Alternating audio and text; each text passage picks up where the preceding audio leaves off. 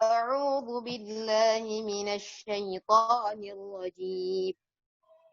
بسم الله الرحمن الرحيم. وإذ قالت أمة منهم لم تعظون قوما الله مهلكهم أو معذبهم عذابا شديدا قالوا معذرة إلى ربكم ولعلهم يتقون فلما نسوا ما ذكروا به أنجينا الذين ينهون عن السوء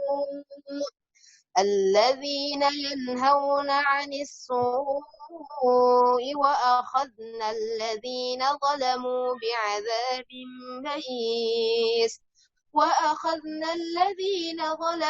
بعذاب بئيس بما كانوا يفسقون فلما عتوا عما نهوا عنه قلنا لهم كونوا قردة خاسئين وإذ تأذن ربك ليبعثن عليهم إلى يوم القيامة من يسومهم سوء العذاب إن ربك لسريع العقاب وإنه لغفور رحيم صدق الله العظيم.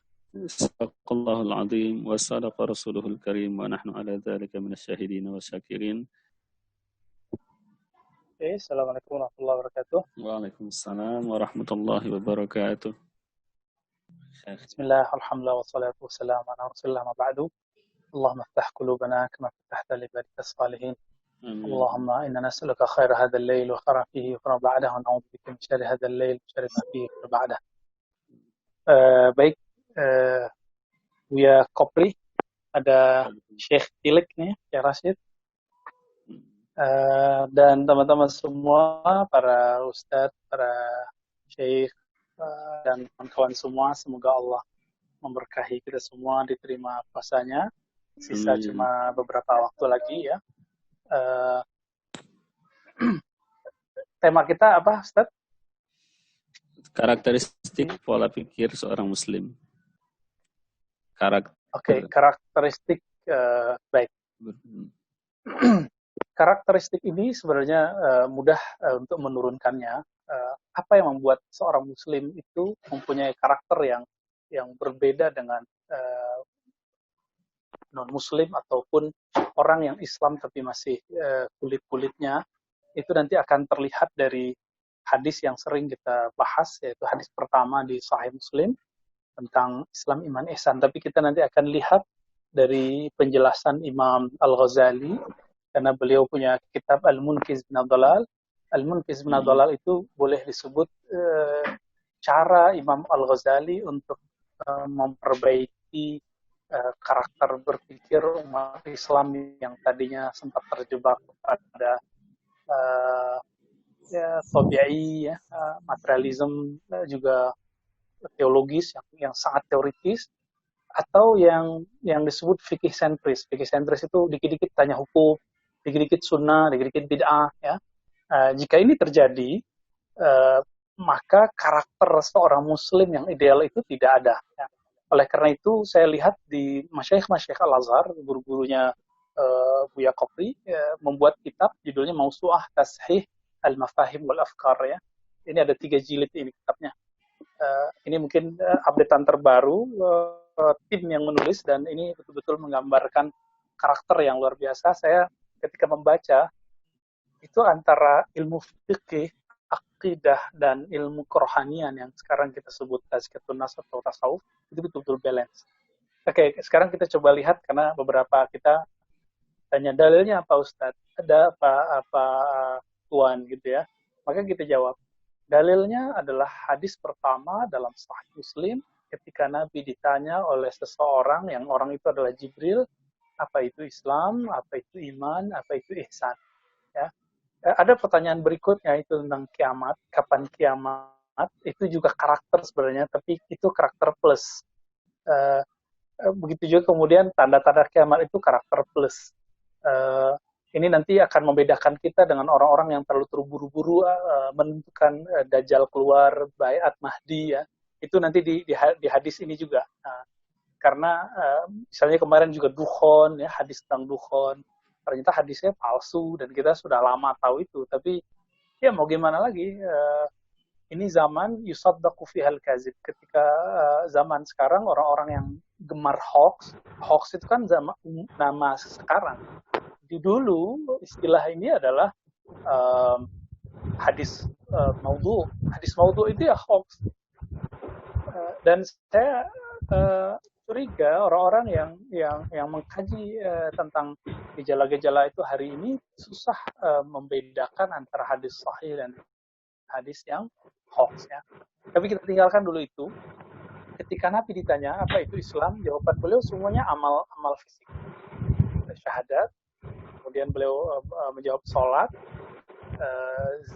zakat, puasa, haji. Ya. Di hadisnya dibalik, kita kan puasa dulu baru zakat ya. Sedangkan hadisnya sesuai dengan uslub Quran, gaya model di Al-Quran yang mendahulukan aqimus shalah wa atuz zakah, dirikan salat, tunaikan zakatnya gitu ya.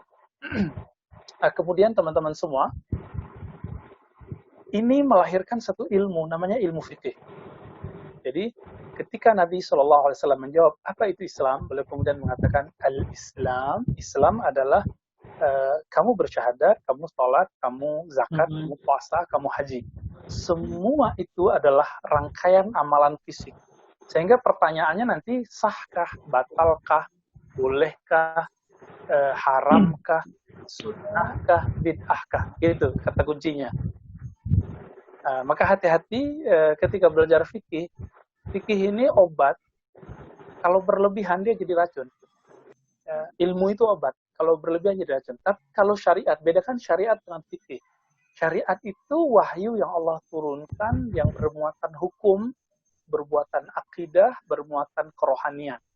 Fikih itu adalah pemahaman ulama dalam memahami hukum-hukum zahir dari syariat. Jadi tolong bedakan fikih dengan syariat. Ya. Kalau syariat nggak boleh berubah, tapi kalau fikih bisa berubah. Misalnya dulu awal-awal orang mengharamkan pakai dasi di Indonesia. Dulu masa-masa penjajahan itu diharamkan. Kenapa? Dulu tasyabbuh bil musta'mirin, bil kuffar, menyerupai orang-orang kafir yang menjajah. Tapi sekarang malah lucu ya, pakai jas, pakai dasi, tapi di bawahnya sarung gitu ya. Mungkin tidak pakai dasi tapi cukup pakai jas hari ini. Begitu perkembangannya selalu ada. Dalam hukum awal-awal muncul bank ini perdebatannya panjang sekali. Ternyata di Al-Azhar sendiri dan Darul Ifta di Mesir itu terjadi dinamika. Awalnya diharamkan, kemudian sekarang tidak diharamkan. Misalnya gitu. Indonesia 2003 baru mengeluarkan fatwa haram, sedangkan 2003 itu Darul Ifta di Mesir udah melonggarkannya ya. Ini bukan PSBB yang dilonggarkan, tapi hukum yang dilonggarkan, hukum fikih.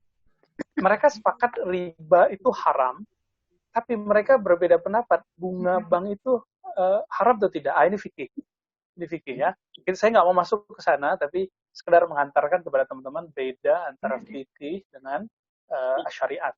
Nah, kalau syariat jangan coba-coba mau dirubah. Haji ya Zulhijjah, jangan coba-coba haji di Syawal. Kan di Indonesia ada tokoh yang menganjurkan bulan haji itu kan mulai dari Zulqa'dah, Zulhijjah, bahkan Syawal dimasukkan gitu ya. Kemudian kata si orang ini, saya nggak usah sebut, ya udah dibagi-bagi aja. Asia bagian mana di bulan awal dan bulan kedua, bulan ketiga. Nah, ini udah mulai merubah syariat. Ini nggak boleh. Kalau fikih masih bisa kita rubah. Contoh di Masjidil Haram, kemudian sekitar Mekah, yang disebut dengan Wadi Mina, lembah Mina, itu kemudian gunung-gunungnya, bukit-bukitnya diruntuhkan, didatarin ya. Itu sempat ramai di beberapa tahun yang lalu. Salah satu guru kita, Imam besar Istiqlal, Syekhna Ali Mustafa Yaqub, kemudian membuat tulisan bahwa tausi'ul mas'a atau tasi'ul memperlebar ya wadi tadi, tempat tadi, itu boleh-boleh saja gitu. Ini contoh bahwa orang bisa berbeda dalam fikih tapi tidak akan berbeda dalam syariat. Sebenarnya ini bisa mempertemukan semua mazhab, bisa mempertemukan semua manhaj. Tapi kapan manhaj kita tidak akan bisa ketemu dengan manhaj orang? Nah ini, ketika pemahaman saya anggap mewakili syariat. Kalau saya sudah begitu, maka siapapun beda dengan saya, maka orang itu saya anggap sebagai orang yang melanggar syariat. Padahal ketika saya atau antum ini memahami syariat, itu disebut fikih jika berkaitan dengan hukum. Disebut ilmu kalam, ilmu akidah jika berkaitan dengan akidah. Disebut ilmu tasawuf jika disebut berkaitan dengan ilmu qalbi. Jika berbeda dengan kita, itu dia bukan berbeda dengan Allah dan Rasulullah. Dia cuma berbeda dengan kita. Nah, ini yang harus diluruskan kembali, karena banyak hari ini channel-channel, tulisan-tulisan Allah dan Rasulnya. Hanya ikut Allah dan Rasulnya. Jargon ini kayaknya betul-betul mencuci otak kawan-kawan kita yang baru hijrah, sehingga Buya Kopri ini nggak dianggap orang yang ikut Allah dan Rasulullah, tapi ikut Imam Syafi'i, ikut Asy'ari, nggak ikut Allah dan Rasulullah. Mereka lupa bahwa Imam Syafi'i, Imam Asy'ari itu lebih banyak ikut Allah dan Rasulullah daripada kita atau ustadz-ustadz kita yang ada hari ini gitu. Kita, syekh kita hari ini. Ini contohnya. Jadi kalau orang bisa memahami ini, semua aliran bisa memahami ini, maka akan muncul apa yang disebut at-tasamuh, toleransi dalam bermazhab, ya. Tapi tidak ada toleransi dalam syariat, ya. Nggak ada kelonggaran di situ. Baik. Lalu Nabi ditanya apa itu iman. Iman coba lihat lafaznya. Lafaznya antu'mina billah. Kamu percaya kepada Allah. Maka muncullah di situ ilmu, namanya ilmu kalam, ilmu tauhid, ilmu teologi Islam, ilmu akidah. Semua itu adalah ilmu yang muncul dari rukun Islam itu, rukun iman itu. Percaya kepada Allah. Maka nanti kalau teman-teman belajar, nanti kita insya Allah di luar Ramadan kita buat daurah akidah ya, insya Allah meskipun online.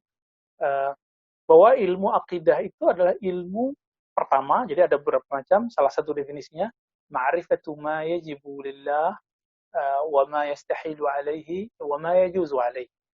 Mengetahui mana yang wajib pada sifat Allah, mana yang mustahil, mana yang jaiz. Begitu. Dan ini dikatakan oleh Imam Ibnu Khaldun ketika merapikan kitab muqaddimahnya. Diulang lagi oleh Syekh Muhammad Abduh, ya, pembaharu di Mesir saat itu, meskipun kontroversial, tapi belum masih ahli sunnah. Jadi dulu begitu, maka orang belajar akidah dulu belajarnya sifat 20. Sekarang sifat 20 itu mau dibombardir nih. Sebenarnya mau belajar sifat 20, mau belajar tauhid yang apapun istilahnya, jika saya meyakini ini hanya cara untuk memahami ayat-ayat tauhid, ayat-ayat sifat Allah, maka tidak ada masalah kalau kita berbeda. Kalaupun kita berbeda, kita akan saling kritik, tapi tidak saling menghujat. Ini yang terjadi pada Imam Asy'ari dengan imam-imam yang lain, ya. Imam Maturidi, Imam Tahawi. Jangan heran, Imam Asy'ari itu punya murid, namanya Bahili. Bahili punya murid Baqillani. Ini mereka sudah ada berbeda nih konsepnya beberapa. Padahal mereka satu jalur ke bawahnya. Kenapa? Ini yang disebut ilmu akidah. Jadi kalau sudah jadi ilmu, maka di situ muncul perbedaan. Dan itu biasa. Ada beberapa macam perbedaan antara Imam Asy'ari Maturidi. Dan itu biasa. Perbedaannya setelah dilihat, ternyata isinya sama. Namun perbedaan antara sifat 20 dengan kajian Tauhid Trilogi, Uluhiyah, Rububiyah, Sifat, itu perbedaannya susah sekali untuk dicari titik temunya. Namun kalau kita memegang prinsip bahwa ini hanya usaha untuk memahami ayat-ayat Allah, sifat-sifat Allah, maka itu masih bisa dimaklumi. Jadi ya sudah, kita berbeda gitu. Dan terakhir di situ disebutkan al-ihsan. Apa itu ihsan? Lalu Nabi menjawab dengan dua karakter. Karakter pertama adalah engkau beribadah seakan-akan berkomunikasi dengannya, memandang kepadanya. Yang kedua, jika tidak merasakan itu, maka rasakanlah bahwa engkau dipandang olehnya. Ini semua adalah urusan rohani, urusan kolbu. Dan tiga ini harus digabung, teman-teman semua. Jadi kalau ingin belajar al-Islam secara kafah, nggak cukup cuma dengan mengganti baju. Saya hijrah nih, terus saya ganti pakaian, nggak cukup. Ya, banyak yang sudah ganti pakaian tapi belum ganti karakter berpikirnya, belum diganti. Akhirnya yang terjadi, kawan kita cerai dengan suaminya karena berbeda paham, ya. Tengkar setiap hari cuma karena ngomongin sunnah bid'ah, karena ngomongin hukum musik, hukum nyanyi. Wow, itu panjang sekali ceritanya nanti, ya. Maka muncullah dari ilmu ini beberapa istilah, ilmu muhasabah. Nah, ini muncul Imam Al-Haris Muhasibi. Ilmu tasawuf. Ilmu tasawuf sudah muncul di zaman Imam Syafi'i. Imam Syafi'i kemudian mengatakan, akhastu minhum, aku mengambil dari sufi dua kalimat. Al-waqtu saif, waktu itu pedang. Kalau kamu tidak memotongnya, dan memotong dengannya, dia akan memotong dan pelukaimu.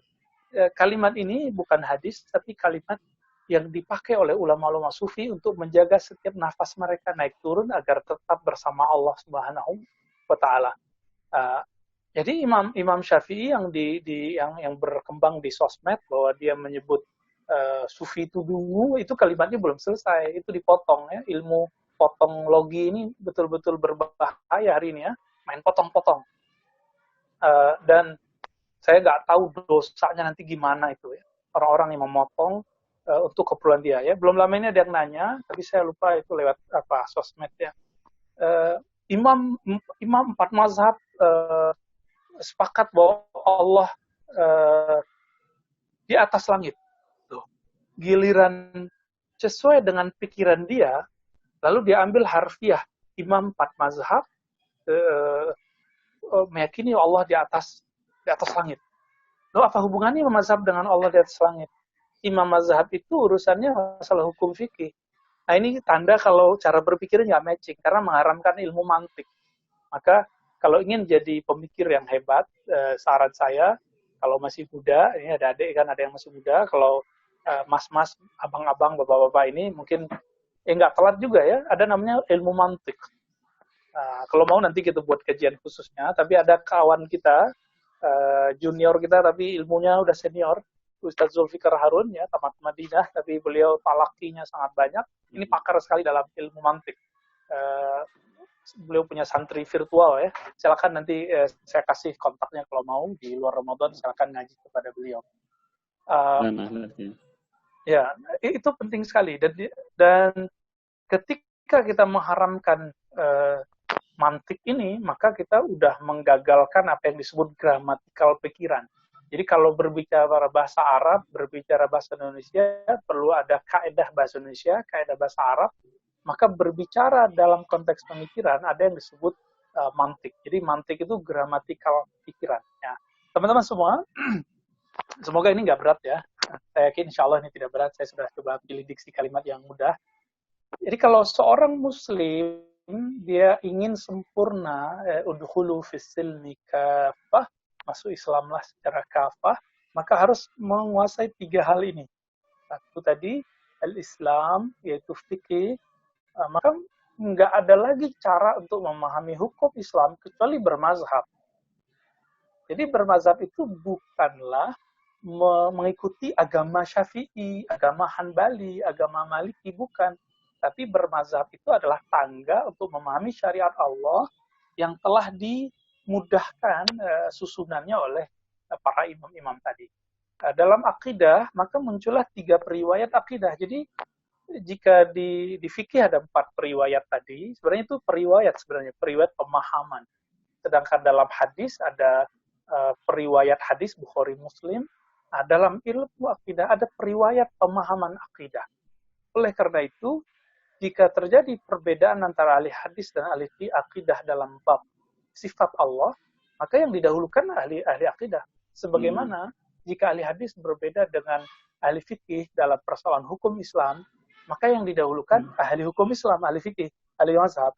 Begitu juga sebaliknya, jika terjadi perbedaan dalam memahami kualitas hadis antara ahli akidah, ahli fikih, dan ahli hadis, maka yang digunakan pendapatnya ahli hadis. Inilah ketawaduan Imam Syafi'i ketika beliau hendak berangkat pergi dari kota Baghdad, berangkat ke Mesir, tempat belajarnya Ustadz Buya Kopri. Apa kata beliau?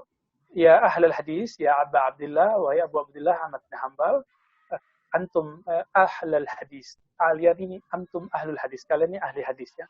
Jika kalian dapat hadis yang baru, fa'akhbiruni. Maka sampaikan kepadaku. Nah, begitu tawadu. Padahal hadis beliau juga banyak. Jadi Imam Syafi'i itu imam ahli hadis juga, imam ahli akidah juga. Yang ingin melihat akidahnya Imam Syafi'i nanti bisa dilihat di Al-I'tiqad karya Imam Al-Baihaqi. Nah, Baihaqi ini ahli hadis Asy'ari, Syafi'i gitu. Jadi dia gabunglah itu semua. Jadi kalau ada orang mencoba mengadu-adu ini, dia uslub struktur berpikirnya nggak nyambung. Giliran membahas sifat Allah tentang ayat-ayat sifat, dia pakai imam mazhab. Giliran kita ikut imam mazhab, dia bilang, ngapain ikut imam mazhab? Langsung aja ke Allah dan Rasulullah. Ini gampang sekali dia omong ya. Cukup bawa hadis-hadis sahih. Dia nggak bisa membedakan antara hadis dengan pemahaman dengan hadis. Hadis bisa sama, tapi pemahaman bisa beda. Ya. Bukankah Ar-Rahman al-Arstawa itu akhirnya kok inilah yang disebut khazanah yang ada pada umat Islam. Jadi teman-teman semua, kemudian baru plus Nabi kemudian ditanya, mata sa'ah, kapan itu kiamat? Apa jawaban beliau? Mal mas'ul anha bi'alama min as-sa'il. Yang ditanya tidak lebih mengerti daripada yang bertanya. Ah, ini adab nih. Jadi kalau di antara antum ini ada yang mau jadi pakar akhir zaman, pegang ini kaidah ini. Pegang kaidah ini. Kaidahnya apa? Tidaklah yang ditanya yaitu seorang Rasulullah lebih mengetahui daripada yang bertanya, yaitu Jibril alaihissalam. Kalau Rasulullah tidak bisa menentukan, Nabi cuma bisa menyebutkan tanda, tahun Nabi nggak tahu. Nabi cuma mengatakan ana wasa'aka hatain. Simbol-simbol aku dan kiamat seperti dua jari, dekat. Tapi dekat ini dari dulu belum terjadi juga gitu. Jadi betul kita merindukan munculnya Imam Mahdi. Kita ingin berjuang bersamanya melawan Dajjal ya. Tapi jangan terburu-buru. Nah, ini yang disebut mal mas'ul anha bi'alama minas sa'il. Jangan bilang 2020 nanti Bai'at Mahdi 2021. Ini terlalu terburu-buru ya. Dukhon Allahumma shalli ala Muhammad. Jadi saya betul-betul kecewa dengan sikap-sikap beberapa kawan-kawan kita pendakwah yang terburu-buru dalam masalah ini. Tapi bagi kita itu ijtihad dia, kita hormati, cuma sayang walaupun udah terjadi, nggak minta maaf sama sekali setelah membuat umat rusuh gitu. Apa susahnya sih minta maaf, gitu kan? Maka teman-teman ini bagi Syekh Abu Bakar Al-Adni, ya, Al-Habib Abu Bakar Al-Adni di Yaman, beliau menjadikan 4, tapi saya cukup menjadikannya 3, karena yang keempat tadi tentang kiamat tadi sudah masuk ke rukun iman. Bagi beliau Al-Habib Al-Adni disebut dengan fikih tahawulat al-arba'ah, fikih dalam memahami transformasi perubahan zaman yang dihadapi dalam agama kita, maka beliau sebut fikih tahawulat. Sedangkan saya sebut ini dengan Islam iman ihsan saja ya, sebagai karakter utama dari seorang muslim. Jadi jika ingin menjadi muslim yang sempurna, berislamlah dengan mazhab yang bersanad. Sekarang kan sudah banyak bersanad, Buya Kopri ini juga bersanad ya. Kalau di Riau ya hampir semuanya ya, mulai dari Ustadz Somad, ya, Ustadz Alnof, Ustadz Zulhendri, banyak Ustadz tuh mereka bersanad semua.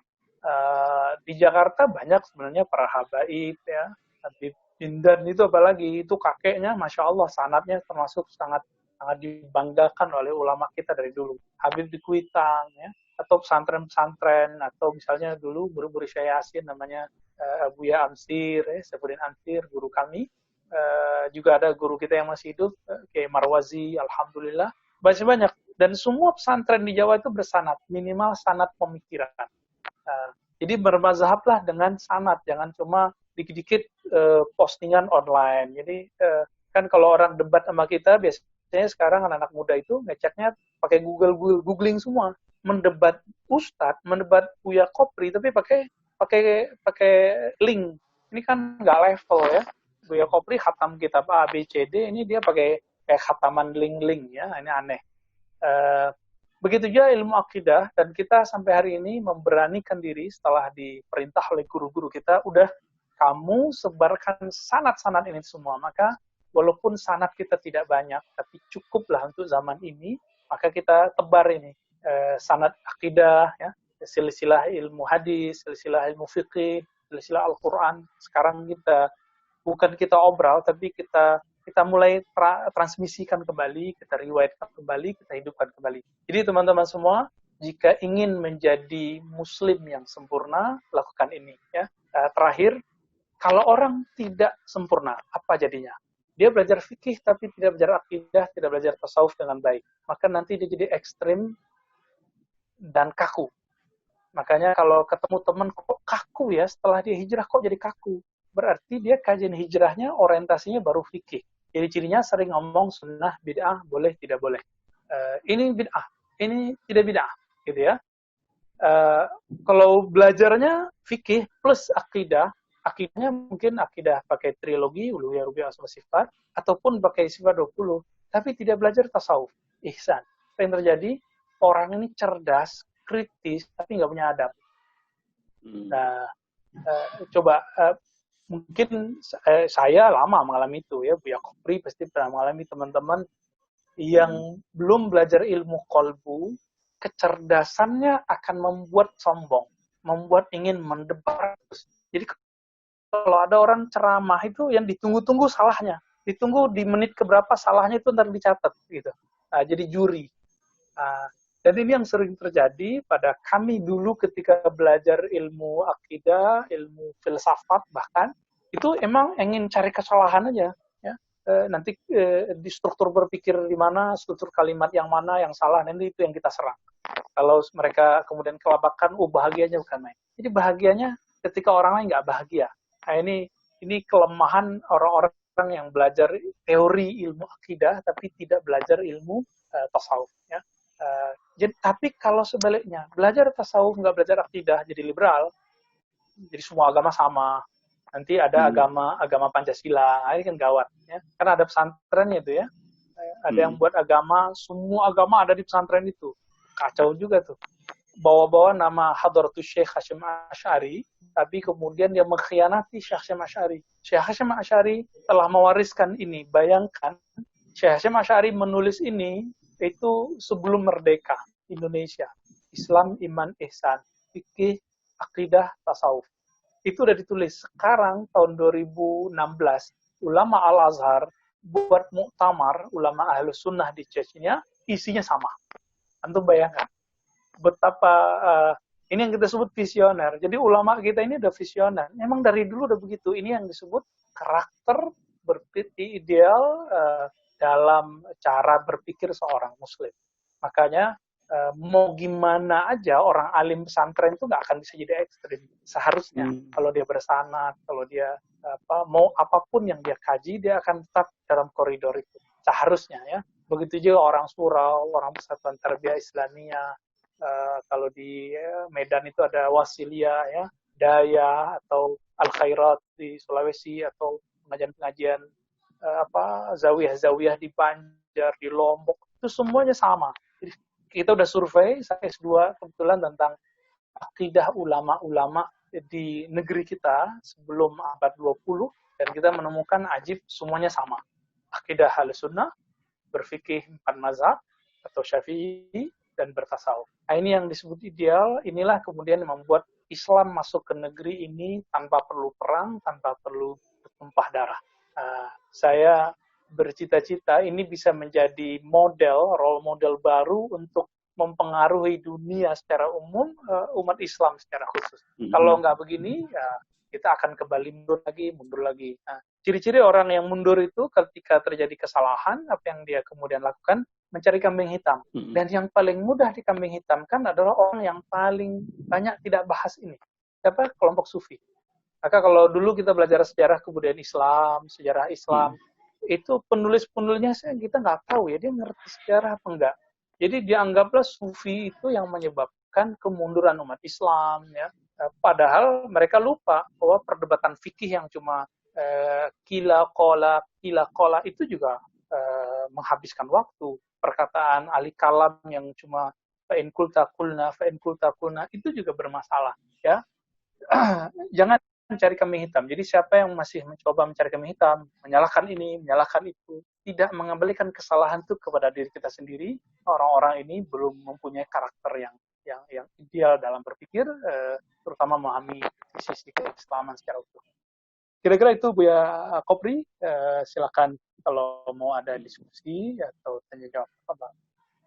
Masya Allah, luar biasa. Terima kasih Buya Ar-Razi, Dr. Ar-Razi Hashim atas pemaparan yang sangat luar biasa terkait pola atau karakteristik berpikir seorang muslim. Sebelum kita masuk ke dalam sesi tanya jawab, pada hari ini saya mendapatkan informasi melalui Instagram, dari Instagramnya Ustadz yang juga seorang musisi, namanya Ustadz Dery Sulaiman. Mungkin kita semua tahu tentang lagu dia yang Ingat Mati itu. Dan ternyata kata beliau ada seorang yang mantan mantan pembimbing nyanyian di gereja masuk Islam itu karena adanya syair lagu yang dibawakan oleh Dery Sulaiman. Nah, ini kalau kita bawakan kepada orang-orang yang tiap sebentar mengharamkan musik itu haram, musik itu bid'ah, musik itu macam-macam, tentu tidak akan ketemu. Maka di sini apa yang disampaikan oleh Buya Rozi sekarang ini sangat-sangat luar biasa. Bisa mengarahkan pola pikir kita. Karena kalau seandainya tidak terarahkan seperti tadi, kalau tidak melenceng terlalu ke kanan, melenceng terlalu ke kiri, ujung-ujung nggak sampai ke depan. Maka sangat penting kajian kita pada sore hari ini. Maka kita sangat bersyukur walaupun ada sedikit kendala teknis, tapi kita masih tetap semangat dari para jamaah dan juga atas karunia Allah yang memberikan kemudahan juga kepada Buya Rozi dengan segala kesibukan beliau. Silakan Bapak Ibu, kayaknya Pak Haji Sulhan. Silakan Bapak Haji. Silakan Pak. Assalamualaikum Ustaz. Salam Pak Haji. Salam. Iya. Mau tanya Ustaz, mayoritas ulama kita ini ya hampir seluruh ya dunia, mayoritas ini kan untuk tasawuf ini kan ininya Imam Al-Ghazali. Betul. Salah satu ungkapan Imam Al-Ghazali itu kan menyampaikan barang siapa mengambil hanya syariat aja tanpa hakikat, maka dia adalah kafir zindik ya. Dan namun sebaliknya, apabila hanya mengambil hakikat saja tanpa syariat, maka akan fasik. Mungkin bisa penjelasan ungkapan itu, Pak Ustadz gitu. Silakan. Tafadhal. Ya, kalam itu sering dinisbatkan ke Imam Malik, tapi saya sampai sekarang belum ketemu lafaz begitu dari Imam Malik. Itu juga dinukil oleh Imam Ghazali, kemudian oleh Imam Zakaria Al-Ansari dan imam-imam belakangan ya. Tapi semua mereka sepakat, kemudian direkam kembali oleh Imam Zarruq dalam kitab Qawaidut Tasawuf, kaidah-kaidah tasawuf, sama persis kalimatnya bahwa kullu haqiqatin, ya, setiap ilmu hakikat yang bertentangan dengan syariat maka batil, gitu ya. Semua ilmu syariat yang bertentangan dengan ilmu hakikat itu batil. Begitu sebaliknya. Jadi maksud kalimat tadi sebenarnya bisa dijelaskan gini. Kalau ada ahli fikih, dia tidak mau belajar ihsan, tasawuf. Apa yang terjadi pada orang ini, sholatnya nggak akan pernah khusyuk. Nggak akan pernah khusyuk. Lalu apa yang terjadi lagi pada orang ini? Orang ini nanti kalau tambah ilmu, tambah sombongnya. Gitu. Tambah pinternya, tambah suka debatnya. Bukan malah mengerahkan ilmu itu untuk dirinya. Jadi ini yang disebut dengan tafassaqa, ya, dia jadi fasik. Fasik itu akhul munafik, ya, sama dengan munafik. Zahirnya dia kayak taat, tapi batinnya tidak. Kalau di antara antum ini ada yang para dai, para ustadz, itu paham maksud saya. Kalau belum belajar ilmu zikir, terus kita mau ceramah, apa yang terjadi? Biasanya lagi sholat itu nyusun kalimat apa yang mau diceramahkan. Nah, ini para dai nih, para ustadz, hati-hati loh ya. Maka antum wajib belajar ilmu qalbu ini. Kalau enggak, saya khawatir nanti apa yang disebut, yang disampaikan Pak Haji Sulan tadi, ya. Ini yang disebut tafassaqa, ya. Dia akan menjadi fasik. Ya, zahirnya ruku, zahirnya sujud, zahirnya kayak ngomong Allah, tapi tidak ada getaran di kalbunya. Nah, ini yang berbahaya, ya. Sebaliknya, belajar ilmu tasawuf, belajar ilmu akidah, belajar ilmu hakikat, tapi tidak bersyariat. Ya, ibarat orang punya pohon, tapi akar tunggangnya udah diputus. Sama aja bohongnya, nggak tumbuh. Mati juga nanti. Selevel Nabi pasti bersyariat. Kita masa nggak bersyariat? Itu sebabnya kalau ada orang belajar tentang hakikat diri, hakikat alam, hakikat Allah, lalu kemudian sampai dia di suatu pemahaman dirinya adalah Allah, udah orang begini berbahaya. Dia merasa dirinya Allah, akhirnya nggak perlu sholat lagi. Nah, ini yang disebut tazandaqa, dia jadi zindik. Zindik ini khuruj, ya, khuruj minat ta'ah juga, dia keluar dari ketaatan, ketaatan syariat gitu. Bahkan zindik ini sebagian ulama menganggap itu sudah murtad, kafir, ya. Wallahu alam. Jadi kalimat itu penjelasannya kayak tadi. Jadi kalau nanti ada komunitas kajian membicarakan nama Allahnya luar biasa, tapi dia nggak sholat, kali gitu ya. Orang-orang ini berbahaya, ya. Kalau orang ini berbahaya. Apalagi kalau dia mengingkari. Kalau dia nggak mengingkari, kita masih bisa maafkan. Ya, kalau dia bilang, oh nggak perlu lagi sholat, nah ini orang ini berbahaya. Ya, ya itu kalau boleh disebut ya sufi palsu. Kalau tadi alif fikih palsu, inilah yang kemudian boleh kita lihat di pendahuluan dari kitab Ihya Ulumuddin. Tadi kan Bapak sebut Imam Ghazali, ya. Ini pengarangnya kan Imam Ghazali, ya, Ulumuddin. Apa kata beliau? Dulu kalau disebut ahli fikih, itu orang yang memahami semua bagian dari agama. Jadi tidak hanya fikih doang. Kalau sekarang, ahli fikih itu cuma hukum saja, ya. Maka beliau ingin mengembalikan itu, disebutlah ihya, menghidupkan ilmu agama. Kira-kira begitu Pak Haji Sulan. Masya Allah, Masya Allah. Ini ada pertanyaan lagi Bu, ya, dari Majelis Asiriyah, Ustadz Fadl Ilahi. Assalamualaikum, maaf mau tanya Ustadz, bagaimana cara kita menanggapi kalau ada yang berkata begini, konsep sifat 20 itu bermasalah, Allah itu punya 99 asma, kalau sifat Allah cuma 20, kemana 79 sifat yang lainnya? Ini pertanyaan berikutnya. Ya, terima kasih Ustadz. Justru yang bermasalah itu bukan yang mempermasalahkan sifat 20, tapi orang yang mengatakan sifat 20 itu bermasalah. Masalahnya apa? Dia ngerti nggak sih sifat 20 itu apa? Itu masalahnya. Emang sifat 20 itu apa? Gitu. Apa sifat 20 itu cuma mengakui sifat Allah itu 20? Coba tanya orang yang baru ngaji sifat 20, tidak ada satupun yang mengatakan sifat Allah cuma 20. Imam Marzuki, ya, kita punya sanad, ya, dari guru kita. Kalau jalur Sumatera saya punya Abu Yadahna, Syekh Abdul Malik, Muhammad Arsyad, Syekh Abdurrahman Butampar, langsung ke Maulana Zarruq di Makkah Makki, ya. Kalau dari jalur Syekh Yasin lebih panjang lagi, lebih pendek lagi sebenarnya. Syekh Yasin, Omar Bajunaid, ya, kemudian Ahmad Zainal, Maulana Zarruq. Nah, ini jalur Aqidatul Awam. Begitu juga kitab Sanusi. Di kitab Sanusi, ini udah sering saya sebut dalam kajian-kajian kita yang di sosial media yang lain. Wa mimma yajibu li maulana ala wa azza. Begitu uslub kalimatnya. Di antara yang wajib, di antara, lihat kalimatnya, di tab'id, berarti sebagian. Di antara yang wajib bagi Allah Subhanahu wa Ta'ala, maksudnya yang wajib dipahami oleh seorang muslim, bukan yang wajib pada Allah, artinya Allah cuma segitu, enggak. Yang wajib kita pahami. sebanyak itu sifat Allah.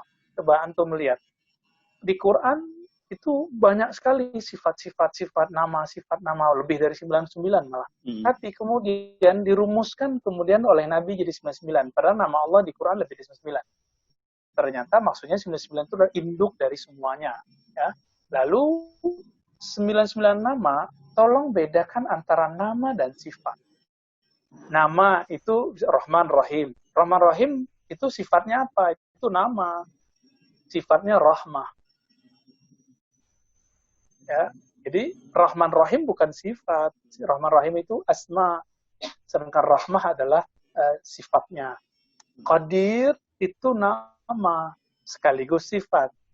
Dan sifat yang ma'aninya adalah qudrah. Begitulah terus. Ya. Dan sifat 20 ini nanti menurunkan, di bawahnya muncullah Asmaul Husna itu. Jadi Asmaul Husna yang 99 itu nanti akan tertata rapi di pikiran kita kalau kita membacanya dengan kajian sifat 20 yang khatam. Masalahnya kan antum ngaji sifat 20-nya juga nggak khatam kali. Sehingga ngaji sifat 20 berhenti di 20 sifat. Padahal setelah kajian sifat 20 ada namanya kajian Asmaul Husna. Jadi ini idealnya gini ya. Kita belajar sifat 20 nih. Sebelum sifat 20 ada namanya hukum akli, hukum adi, hukum syar'i. Setelah itu baru belajar sifat 20. Yang wajib sifat 20, yang mustahil sifat jaiz. Lalu setelah itu baru belajar Asmaul Husna. Gitu. Jadi tertata gitu. Dari Asmaul Husna itu maka kemudian muncullah ini Maulana Muhammad Amin Al-Qurdi, pengarang kitab Tanwirul Qulub, itu bagus kalimatnya, sama dengan Imam Baihaqi. Jadi ada namanya sifat fi'liyah. Sifat fi'liyah itu seperti Razzaq, Allah memberi rezeki ya. Namanya itu termasuk istawa. Inilah kekeliruan Syekh Ibn Taimiyah.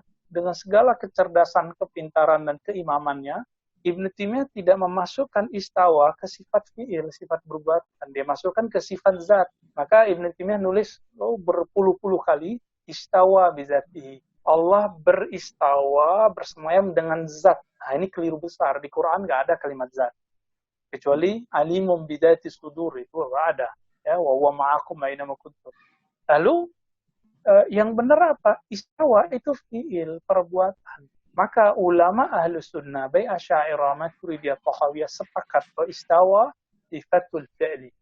Jadi istawa bi fi'lihi bukan bi zatihi gitu. Gitu seharusnya kalimat Ibnu Taimiyah. Atau dihilangkan saja. Maka Ibnu Taimiyah akan sama dengan Asy'ari yang kita Al-Ibana.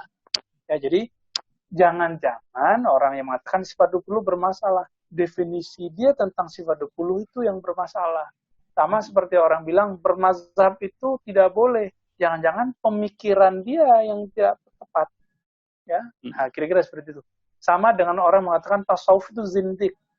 Yang dia bayangkan tentang tasawuf itu hal-hal yang zindik semua. Betul, jadi kalau tasawuf versi dia, itu zindik semua.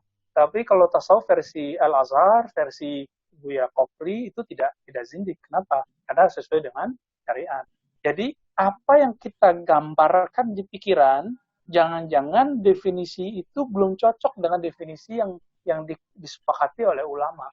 Jadi, tabayun dulu deh, gitu. Rujuk lagi kitab-kitabnya. Jadi, balikin ke orangnya. Emang sifat 20 apa sih? Gitu. Balikin ke orangnya. Kalau dia nanti menjelaskan, setelah dia menjelaskan, baru kita masuk. Jadi jangan langsung ditanggapin.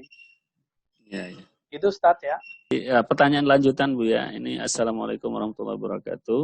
Afwan Bu ya, jika Anda bertanya di luar tema.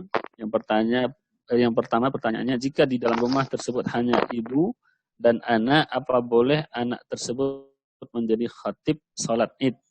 Hanya 2 orang, ibu dan anak saja. Apakah anak boleh bertindak sebagai khatib sholat id di rumah dengan kondisi begini ya pastinya.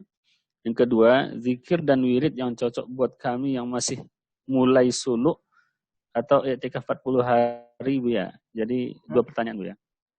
Yang pertama, dia sebagai khatib untuk 1 orang jamaah, ibunya. Yang kedua, zikir untuk orang yang baru mulai suluk 40 hari. Silakan. Iya, jika nanti wilayahnya wilayah zona merah, maka silakan sholat id di rumah. Dan sholat id itu nggak wajib khutbah. Ini jarang orang kasih tahu. Jadi sebenarnya Ini rahasianya para pengurus dan ustadz sebenarnya. Dalam fikih, dalam hadis, tidak wajib sebenarnya khutbah pada sholat id. Tapi kalau di sholat Jumat, itu banyak syaratnya. Orangnya harus mukim 40 orang dan harus ada khutbahnya. Dalam khutbah itu ada lagi syarat-syaratnya dan rukun-rukunnya ya. Tapi kalau sholat id tidak ada kewajiban khutbah. Jadi nanti jika sholat id cukup nanti assalamualaikum, kemudian kita buka semacam maaf-maafan, berdoa semoga Allah menerima puasa kita, zakat kita, udah cukup. Jadi nggak usah pakai khutbah yang formal seperti ada. Tapi kalau emang ada beberapa orang, silakan dibuat supaya dapat sunnahnya. Karena kalau mengikuti mazhab Imam Abu Hanifah dan gurunya Buya Kopri di Mesir, Maulana Yusri, itu mengatakan sah khutbah itu walaupun cuma imam dan makmum, 2 orang. Apalagi kalau di rumah itu ada beberapa orang, ya, jadi itu boleh. Nah, kalau mengikuti pendapat beliau, padahal Maulana Yusri itu seorang mazhabnya Syafi'i. Ya, gitu. Ya. Ini pertanyaan selanjutnya, Bia. Melahirkan khusyuk di dalam setiap ibadah. Apa yang bisa kita lakukan agar mendapatkan kekhusyukan dalam ibadah? Salah satu dari makna khusyuk itu, sebagaimana ditulis oleh Imam Syamsuddin Ar-Razi, Abu Bakar Syamsuddin Ar-Razi ya, dalam kitab Hadaiqul Haqaiq, saya pernah membahas ini di beberapa majelis. Al-khusyuk itu ada makna lainnya, itu tawadhu atau tadarru, rendah hati atau merasa diri hina. Tadarru kepada Allah, tawadhu kepada makhluk. Jadi level awal dari orang khusyuk adalah merasa belum khusyuk. Jadi ini kabar gembira untuk teman-teman semua yang merasa tidak khusyuk. Aku lakum absyiru ya. Maka saya katakan Anda harus berbahagia, antum harus senang. Karena orang yang merasa belum khusyuk berarti dia sadar dia butuh suatu nuansa rohani. Itulah awal dari khusyuk. Boleh kita sebut pra-khusyuk. Nah, nanti khusyuk level 1 itu adalah taubat. Dia merasa berdosa, dia merasa hina, merasa dirinya banyak kotoran, tidak pantas kemudian menjadi orang yang dimuliakan di bumi. Orang yang seperti ini sudah masuk ke level khusyuk pertama. Ini yang disebut tawabin. Jadi khusyuk itu mengikuti maqamat. Taubat, kalau dia nanti dapat rezeki, lalu dia ada rasa gembira dan rasa terima kasih kepada Allah, dia terharu dalam sholatnya, dalam zikirnya, maka ini khusyuknya khusyuk syakirin. Ketika dia dapat musibah, sakit, musibah ekonomi, lalu dia terpuruk, lalu dia datang kepada Allah menangis, atau terisak-isak, atau ada perasaan hati itu kayak nyambung kepada Allah, orang ini masuk kepada khusyuk sabirin. Begitulah tingkatnya terus. Jadi qad aflahal mu'minun, beruntung orang yang beriman, alladzina fi shalatihim khashyun, orang yang salatnya di dalam salatnya khusyuk, tergantung khusyuknya level mana. Itulah level keberuntungan kesuksesan seorang mukmin. Ya, sabur, muhibbin ya, orang-orang yang dicintai dan mencintai Allah Subhanahu wa taala. Saya ingin bertanya, saya pernah membaca Muqaddimah Al-Munqiz Minad Dhalal dan diceritakan kekaguman pemikir barat terhadap pemikiran Islam. Tapi ada sebagian teman yang mengatakan Imam Al-Ghazali penyebab kemunduran Islam dengan tahafud falasifah. Bagaimana saya menanggapinya, Bu ya? Ya, itu kita sudah sebutkan ya. Itu pandangan lama, sudah ditinggal. Kalau di Mesir itu dulu antara Darul Ulum sama Al-Azhar itu beda. Darul Ulum nuduh Al-Azhar mundur karena Ghazali. Sebaliknya Al-Azhar pun menuduh Darul Ulum dengan apa gitu ya. Kita sudah mengkaji kebetulan dan alhamdulillah saya ditakdirkan Allah ngajar Orientalism di Pascasarjana Institut Ilmu Al-Quran, dan kita mengkaji tokoh-tokoh barat sekarang yang mereka tidak menyebut dirinya orientalis tapi revisionis, jadi lebih baru lagi dan lebih seger lagi. Ternyata 70% lah bolehlah kalau kita sebut, mereka mengakui kedahsyatan pemikiran Imam Ghazali. Justru Imam Ghazali itulah yang memajukan umat Islam, bukan memundurkannya. Buktinya setelah Imam Ghazali masih maju tuh falsafah. Kalau mau tuduh menuduh, kita bisa menuduh lebih tepat. filsafat yang dianggap mundur itu intinya di mana? Ada di mantik. Yang mengharamkan mantik Imam Ghazali atau Ibnu Taimiyah? Ibnu Taimiyah, bukan Ghazali. Ya, dia punya kitab Ar-Raddu 'alal Mantiqiyin, bantahan terhadap ahli mantik, ahli logika. Dan ini yang kemudian membuat falsafah Islam tidak mempunyai lagi kerangka yang jelas. Sampai kemudian Al-Azhar bangkit kembali, ya. Bahkan ya, mohon maaf, peran ini diambil oleh orang-orang Syiah di Qum. Diambil oleh mereka, ya. Diambil oleh Mullah Sadra. Kita kemana? Ya. Sampai datanglah Syekh Al-Buti, datanglah sekarang Syekh Said Poda, datang Hamad Raisuni di Maroko. Di Indonesia ya muncullah beberapa pemikir-pemikir yang juga ada yang kena bagian sana, ada yang kena bagian Al-Azhar, ya. Jadi kita sudah sebut di awal ciri-ciri orang yang tidak dewasa, dia ketika terjadi kemunduran dia carilah kambing hitam dari saudaranya sendiri. Teman-teman kalau pernah kerja di satu kantor, ada masalah, terus ada orang yang nyari kambing hitam, pastiin orang ini bermasalah. Jadi saya khawatir dengan orang-orang ini, ya, mereka ini bermasalah sebenarnya. Bagaimana mungkin ya Descartes ya, tulisannya Descartes itu terpengaruh oleh Imam Ghazali. Sehingga ada tesis disertasi Descartes and Ghazali. Kemudian juga ada Immanuel Kant.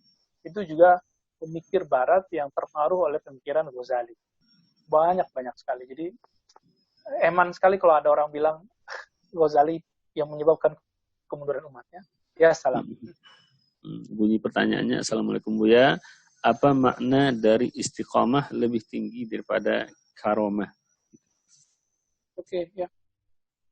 Karomah itu sering dipahami kejadian luar biasa, kejadian magic, ya. Belajar jalan di atas air, terbang, ya.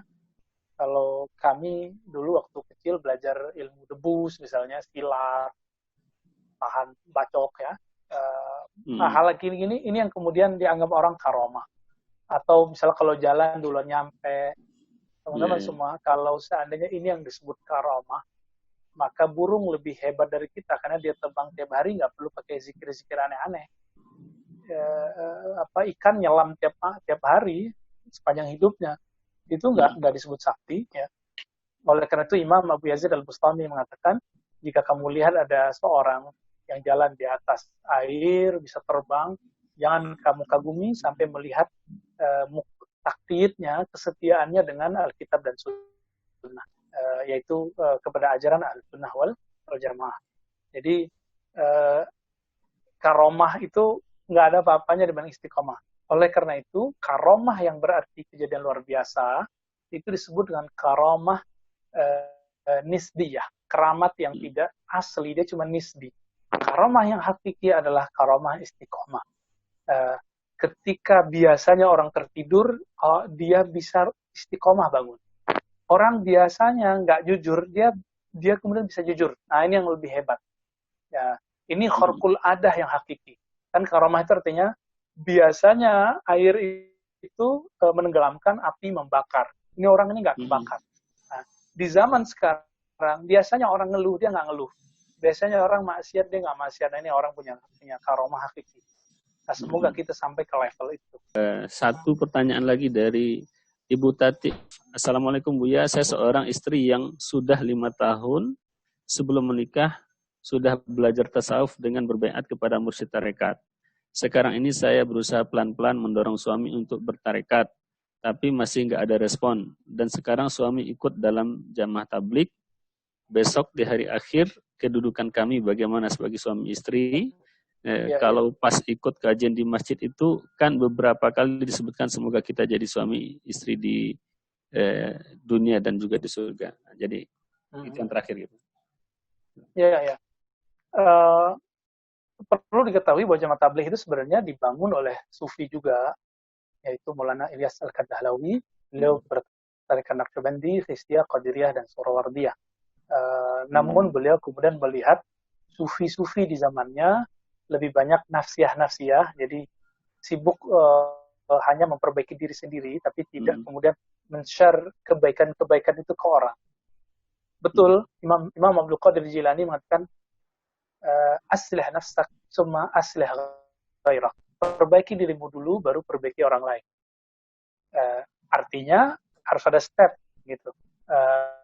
Sekarang di jemaah tabligh itu dilakukan maraton ya, perbaikan diri plus ngajak orang. Ya ada yang pas, ada yang bagus, ada yang tidak bagus ya, ada yang masih jos akhirnya jomplang ya. Jadi gimana nih? Gak usah dipaksa suaminya ikut tarekat. Nanti ketika dia sudah ikut aliran apa saja, lalu merasakan kok sholat saya tidak khusyuk, ya, kok zikir saya nggak mantap, dia akan mulai mencari guru tasawuf. Jika benar ini kolbunya berkualitas rohani yang luhur, pasti orang akan mencari mursyid rohani. Sebagaimana orang yang butuh fikih dia cari guru fikih, butuh ilmu akidah dia cari guru akidah, butuh ilmu kolbu pasti dia akan mencari ilmu kolbu dan guru-gurunya. Biarkan suaminya dulu mengalami ini, kalau perlu diajak diskusi-diskusi aja, nggak usah kemudian dipaksa. Karena istri kan makomnya bukan makom guru, jadi tidak bisa menggurui suami, walaupun lebih pintar dari suami. Jadi udah sekarang doakan saja suaminya ikut jemaah tabligh yang elegan, yang sesuai dengan disiplin mereka, tidak berlebihan, ya. Lalu kemudian pelan-pelan di Bintaro itu seingat saya kawan-kawan kita punya senior jemaah tabligh dan mursyid tarekat Khistiyah. Nanti bisa diarahkan ke sana ya. Kira-kira begitu Buya Kopri. Terima kasih banyak Buya. Silakan Buya tutup dengan doa sekalian kita akhiri majelis kita ini Buya. Fadhil. Baik. Teman-teman jemaah semua, alhamdulillah jarang-jarang kalau kajian Ramadan, kajiannya membahas karakter berpikir ya. Sebagian orang mungkin menganggap ini berat, tapi saya senang ketika membicarakan ini. Alhamdulillah ya, semi-semi kuliah kayak di kampus rasanya. Semoga ini bisa dipahami, diridai oleh Allah Subhanahu Wa Taala.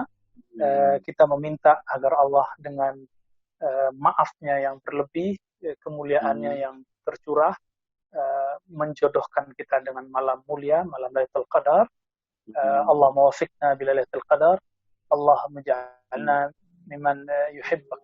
Ya Allah, jadikan kami orang yang mencintaimu zahir dan batin kami. Allahumma ijma'na ma'an nabiyikal Mustafa Muhammad SAW.